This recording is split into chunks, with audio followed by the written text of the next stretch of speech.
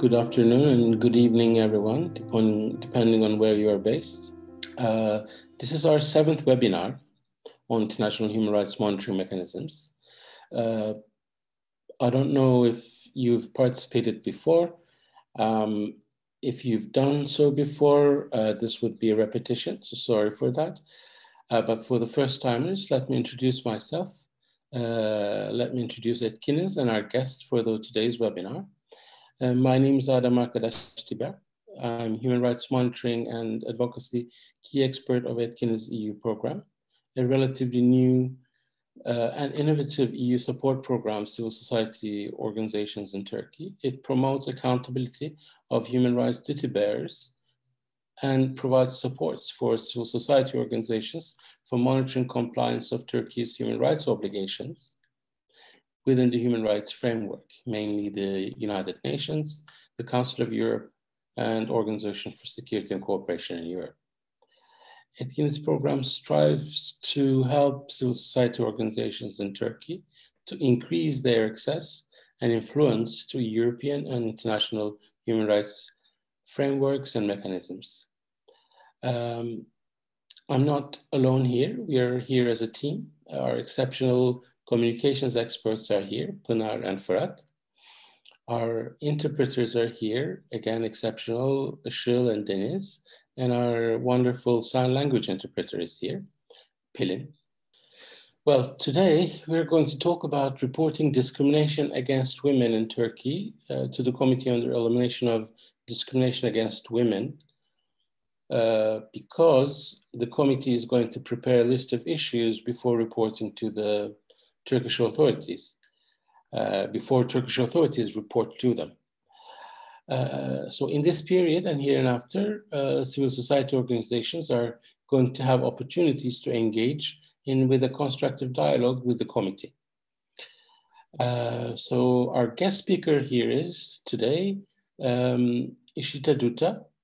She's going to talk about these opportunities and what is CEDAW, how can civil society organizations in Turkey may get involved with the committee. Ishita is a program manager at International Women's Rights Actions Watch, Asia Pacific. And she's currently coordinates IWRAW's Asia Pacific's program on countering regression of women's human rights and interrogating borders and their impact on women's human rights. She has an academic background in law, having received her master's in law from New York University School of Law. Her previous professional experiences have spanned legal research, advocacy, project development, and management in areas of gender-based violence against women, sexual and reproductive health and rights, and anti-discrimination and inequality laws. She has written on these subjects and contributed to feminist publications, including Zuban, IDRC project on sexual violence and impunity, and is currently involved in the Feminist Judgment Project in India. So the floor is yours, Ishita. Thank you so much, Adem, and a warm welcome to all of you from Kuala Lumpur, Malaysia, where I'm based.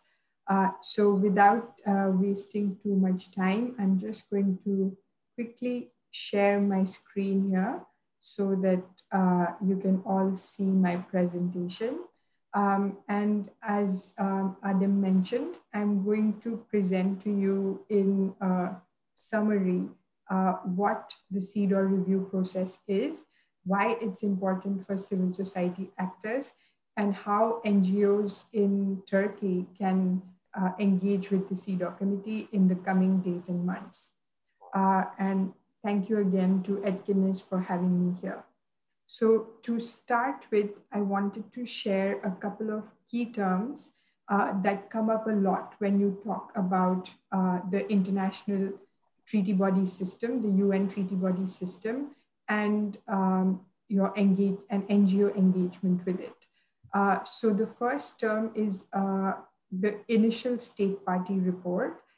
As we know that the treaty body system basically holds state parties who have ratified specific treaties such as the International Covenant on Civil and Political Rights, or CEDAW, the Convention on the Elimination of All Forms of Discrimination Against Women, accountable to the obligations that are set out in these articles. The review process is also mainly dialogue between specific states such as Turkey and the treaty monitoring bodies such as the CEDAW committee that are responsible for reviewing the progress on specific human rights issues all across the world. So how this process of review starts is when a state party has ratified a treaty, they are obligated to submit what we call the initial state party report within a year of ratification. Thereafter, the state must report on the situation of women's rights in their country and submit a report every 4 years. So that is called the periodic state party report. So outside of this review cycle of 4 years, there's also an opportunity for the state to ask for an exceptional state party report. So if a women's rights violation situation occurs that is very grave, then the CEDAW committee has this power to ask states to submit a report. So in the past, they have requested exceptional state party reports, for example, from India in 2010, after there was anti-Muslim violence in the state of Gujarat in India, and in Myanmar, from Myanmar, there was a state party exceptional report requested after the genocide against the Rohingya community. So these are very, as you can tell, it's a very exceptional scenario. Continuing on with the terms, I wanted to highlight the pre-sessional working group, which I think Adem already alluded to in the introduction. So this is a subcommittee of the CEDAW committee. So the CEDAW committee is made up of 23 members, but they form a smaller subcommittee of 5 to 6 members who read the state report and the information from other sources, including from NGOs, and come up with what we call the list of issues prior to reporting. So this list of issues prior to reporting is formulated at least 2 sessions before the state is actually scheduled for the review. So as we know, Turkey's pre-sessional working group review is happening in July 2021. So by the periodic calendar of the CEDAW committee, of the CEDAW review cycle, Turkey will come up for review in February next year, right? That is usually how the scheduling works. But I will share some practical updates of what the scheduling is looking like right now due to the COVID crisis in a moment. But so what is going to happen with Turkey in terms of the pre-sessional working group is already scheduled for July, and this is going to move forward. And after this, the committee will come up with these 20 to 22 questions that the state must answer in writing before the review next year, right? And when the state sends a response, that is called a reply to the list of issues and questions. And why the list of issues is really important is because once these questions are decided, this sets out the scope of the entire review.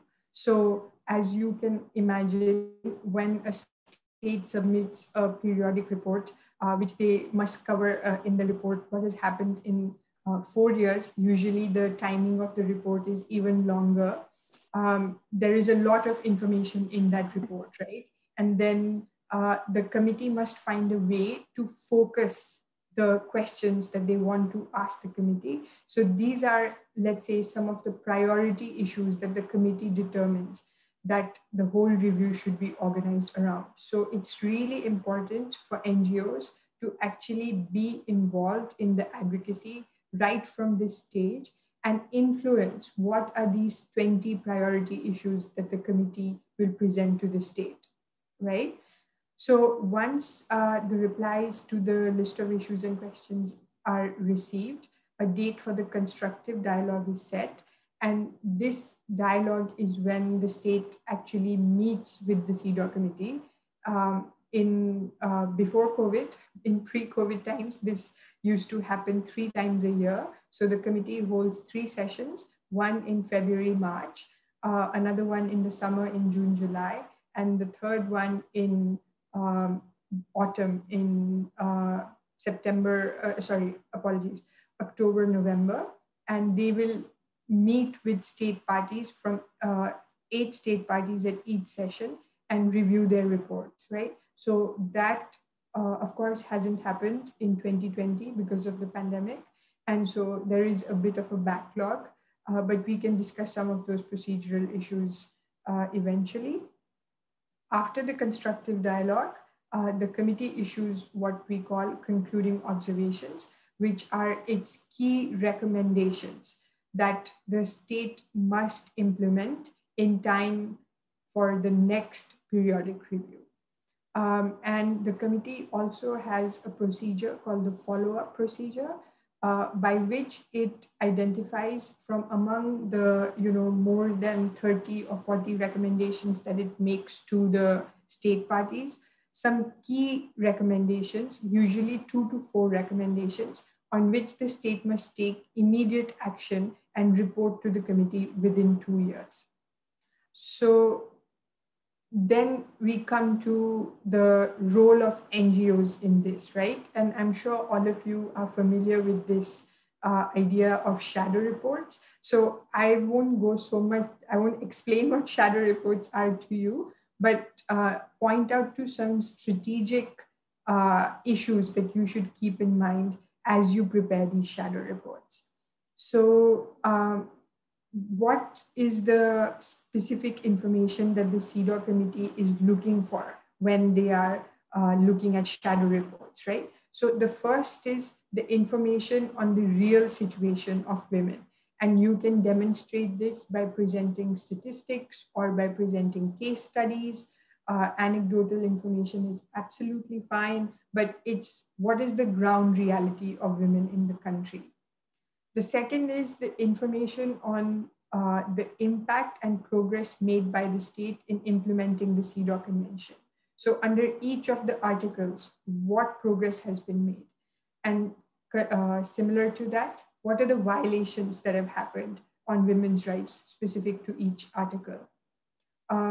The committee is interested in knowing what is the legal framework, the policy framework, and the institutional framework for realization of women's rights, but they are also interested in knowing the practical challenges, right? So our countries all have wonderful laws on gender-based violence. They have great laws on economic rights sometimes, or labor rights, but their implementation is often where there is a gap. So what are those practical challenges that are impeding the laws from being implemented, from the institutions, for the institutions to not carry out their functions properly? That is what the committee is interested in knowing. And the committee also wants to know what are your recommendations as civil society for improving the implementation of the CEDAW Convention, right? Because CSOs as civil society actors, we have a very specific point of view, and we are often close to the ground. We know what the situation is. And so it's really important for us to be able to share, what it is that the state can be doing better.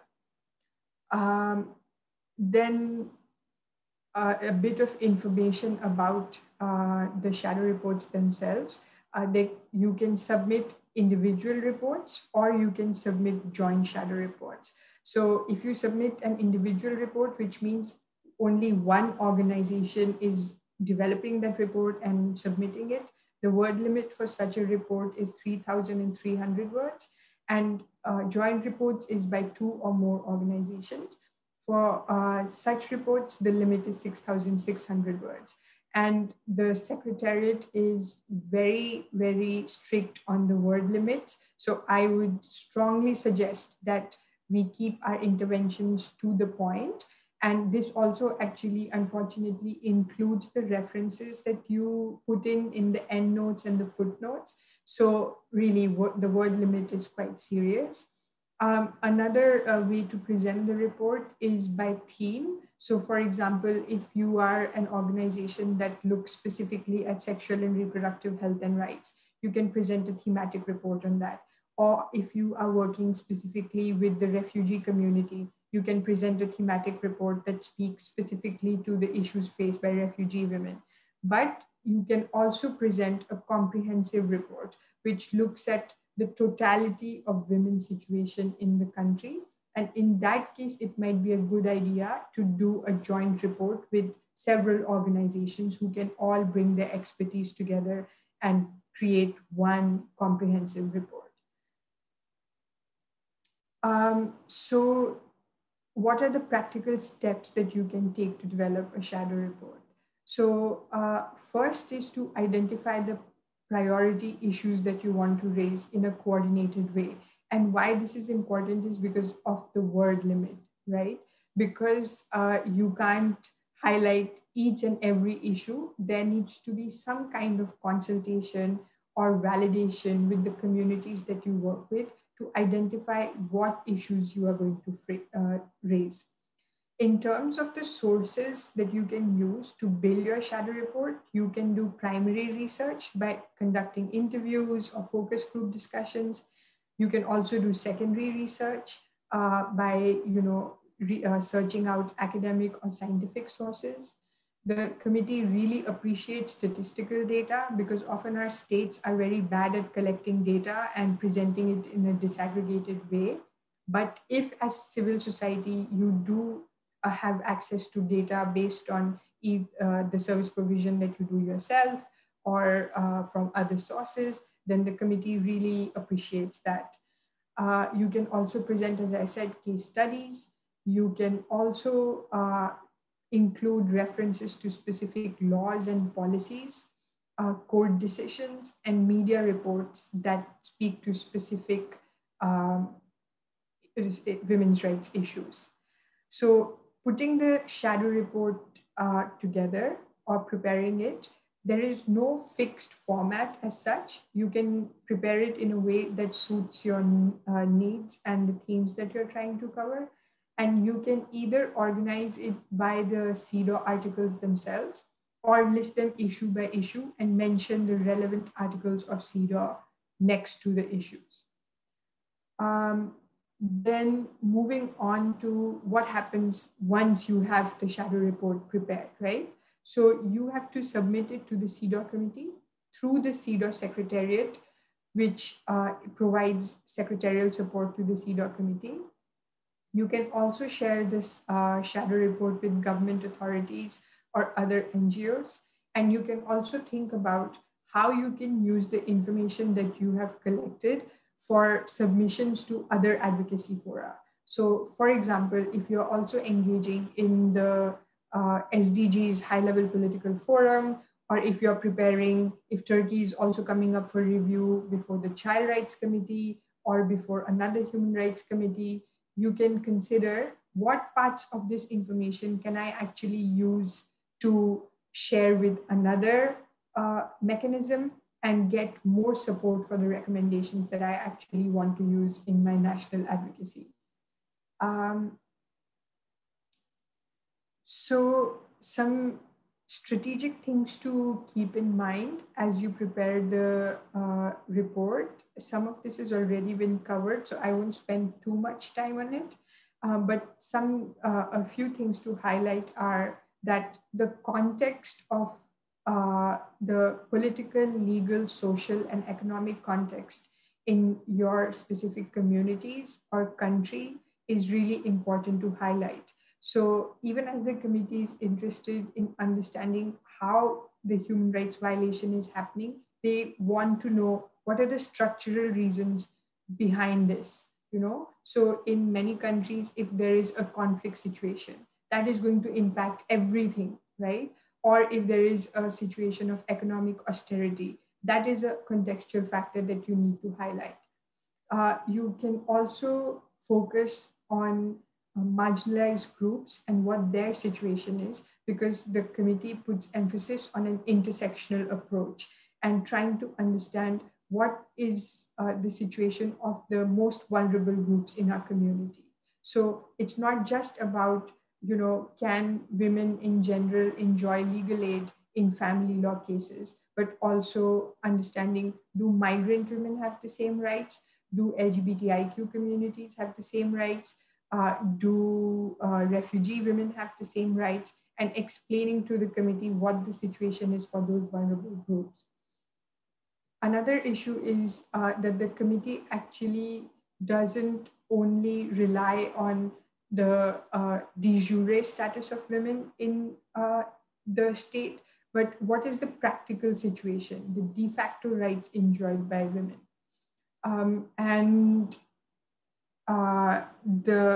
Based on CEDAW's definition of substantive equality and non-discrimination, they want to understand, is it a question of women not being able to have opportunities to get their rights, or do they have those opportunities, but they don't have access?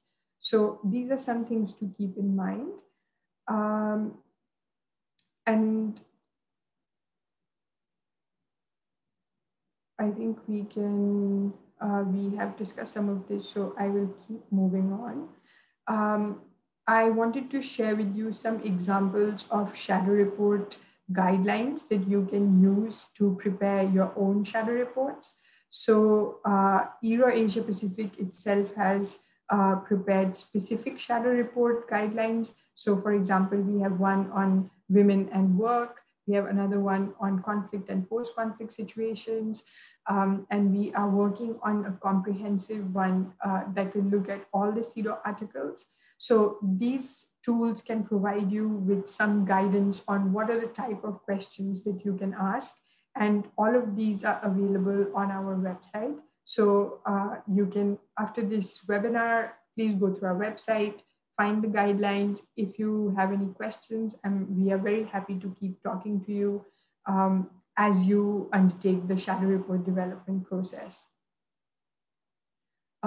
So we are drawing towards the end of my presentation, and I wanted to finish by highlighting some thematic issues that you can consider when you're preparing the shadow report, because this will help if you understand how the CEDAW committee looks at certain substantive issues of women's rights. It will help you to figure out how you want to present the information.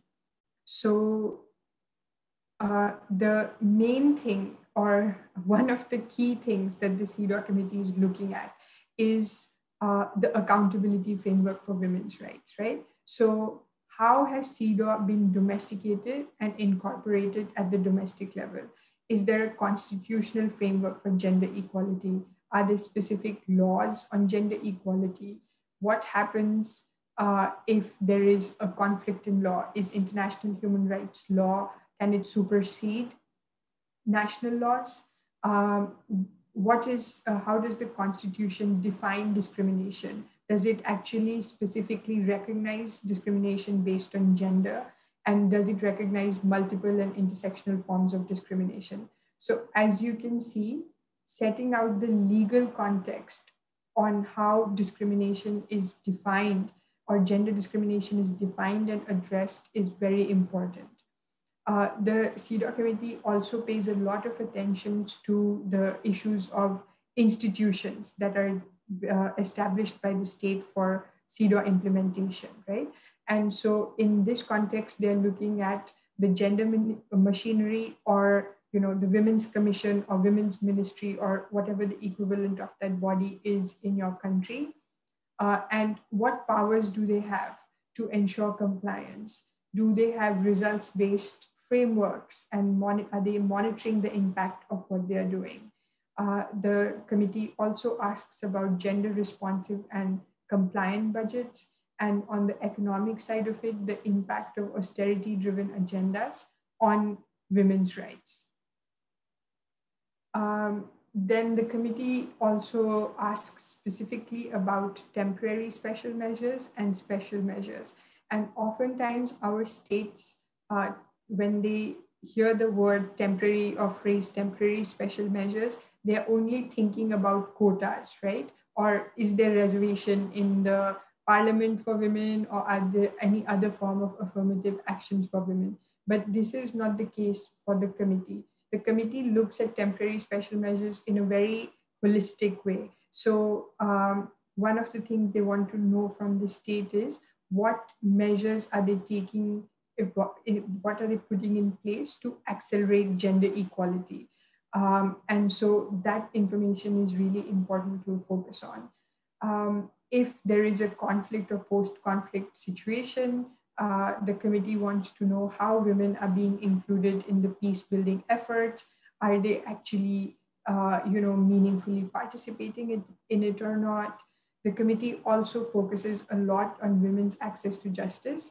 And here you can focus on General Recommendation 33 of the committee, which provides a lot of detailed guidance from the committee on what are the components of ensuring access to justice for women. The committee also wants to know about women's representation in political participation and participation in public life, and not just representation, but is there actually meaningful and substantial participation for women? The committee also focuses on rights of non-citizens, such as women migrants, refugees, asylum-seeking women, and stateless women, and the specific challenges that they may face in accessing their economic, social, and cultural rights in the state. There are also macroeconomic issues that the committee is looking at increasingly to understand what is the impact, let's say, of the debt burden that our states are taking on women's rights. They are also looking at accountability of private actors, such as businesses and multinational corporations, on women's rights.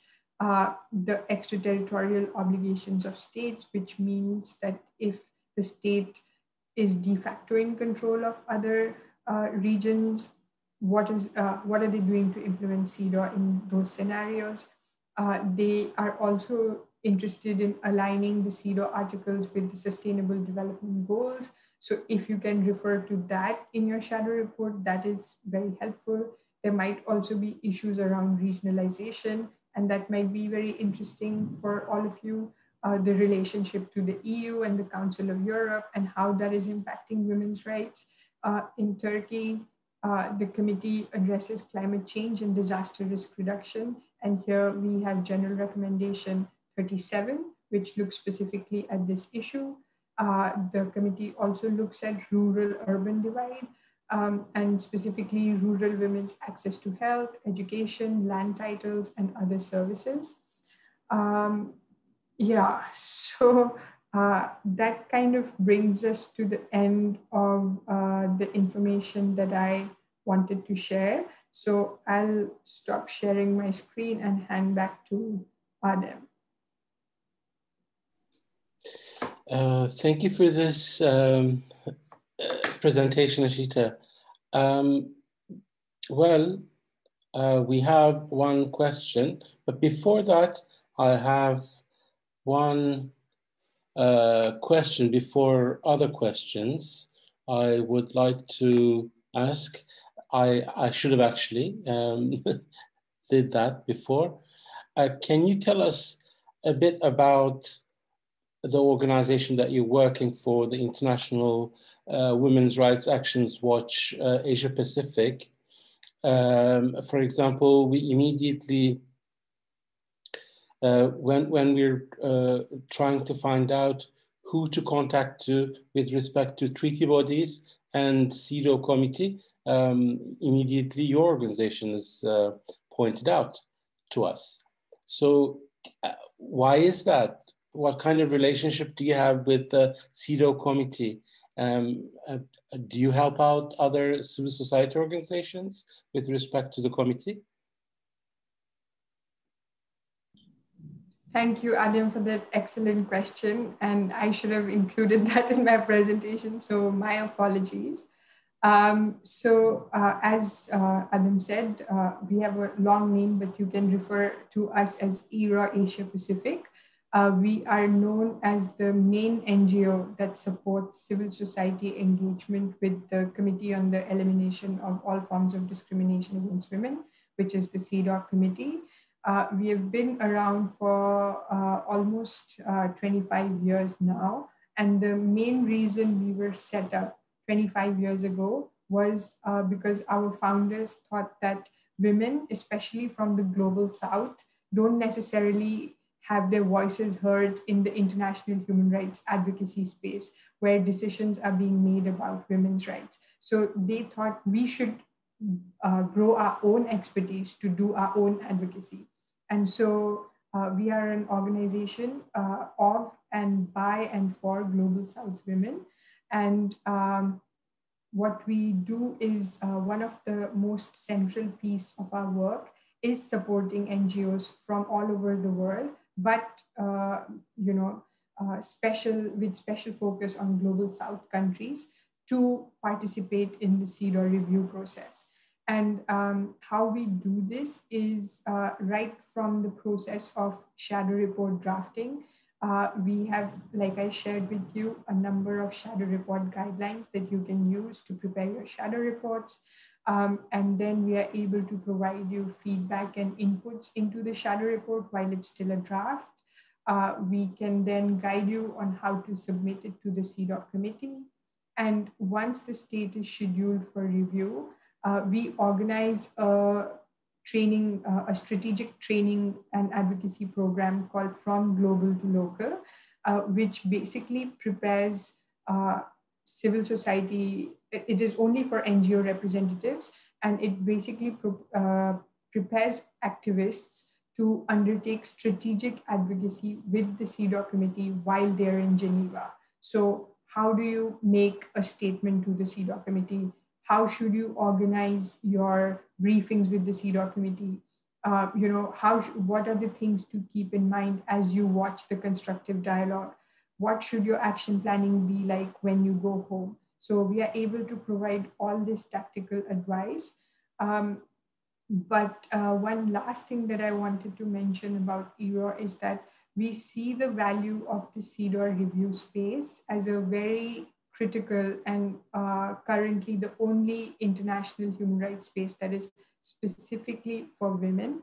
However, we find it equally important to highlight that the CEDAW convention itself and its substantive framework can actually be a very powerful tool for advocacy. So even as you're focusing on how to go to Geneva to participate in the UN CEDAW review process, I would also encourage you to think about how you can integrate CEDAW into any advocacy work that you're doing or any capacity building work that you're doing, right? So for example, if you are an organization that works with the police or the judges on how to do gender sensitive responses to women who face violence, right? You can use CEDAW to provide trainings.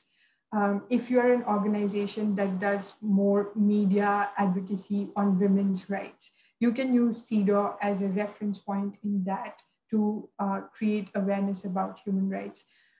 So I would really encourage you to think about CEDAW in a holistic way. And however you decide to do your women's rights programming, if you want to use CEDAW, we have a lot of tools available, and you can always reach out to us for support in planning that.